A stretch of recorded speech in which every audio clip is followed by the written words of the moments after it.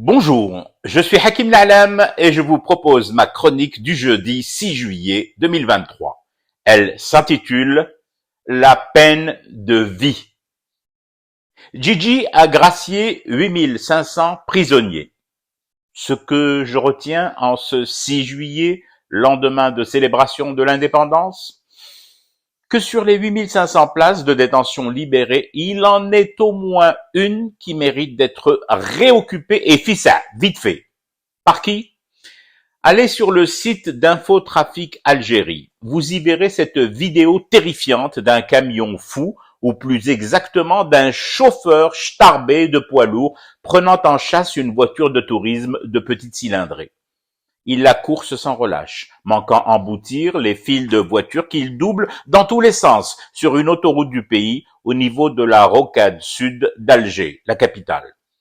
À un moment du visionnage de ce document, on se dit, bon, là, ça suffit. Il a dû faire peur à la petite guimbarde, il a dû foutre la frousse à tous les conducteurs et conductrices présents malgré eux sur ce trajet de la mort, et il va s'arrêter. Que nenni.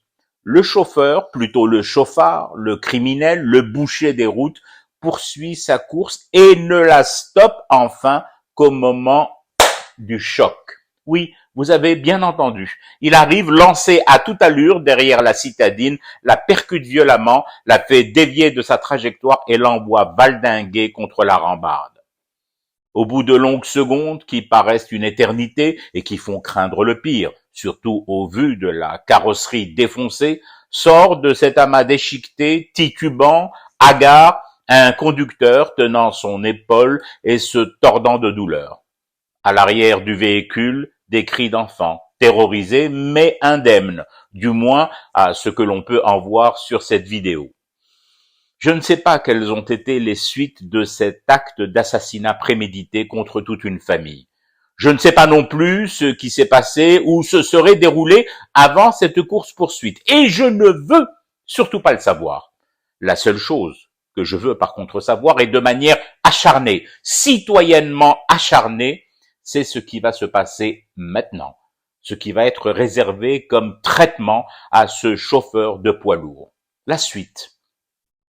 Nous ne sommes pas dans quelques banlieues étrangères de rodéo. Nous ne sommes pas dans une jungle urbaine. Nous ne sommes pas livrés à la loi des plus forts en tonnage et en conneries. Nous sommes encore en République, quoi que puissent en penser les mauvaises langues et les haleines schlingantes. Et dans cette République, en perfectionnement, en stage long de construction, il ne peut y avoir de place pour ce genre d'assassin des routes. Du moins pas de place à l'air libre. Encore moins derrière le volant d'un bahut d'un 20 tonnes transformé en projectile, en missile à destruction massive. La peine de mort connaît un moratoire en désédit et c'est tant mieux. La peine de mort est finalement une réponse tout aussi barbare que l'acte qu'elle est censée punir. Non, il y a pire peine que celle capitale. Il y a la peine à vivre ces jours longs, très longs, les plus longs prévus par la loi, enfin sortis, extraits du circuit de la vie des femmes, des hommes et des enfants à qui l'on pourrait faire du mal une fois dehors. La mort serait injuste, trop douce et tellement inutilement expéditive pour cette racaille-là. Je fume du thé et je reste éveillé, le cauchemar continue. C'était Hakim La'Alam, je vous retrouve samedi pour une autre chronique et une autre façon de dire son amour à l'Algérie.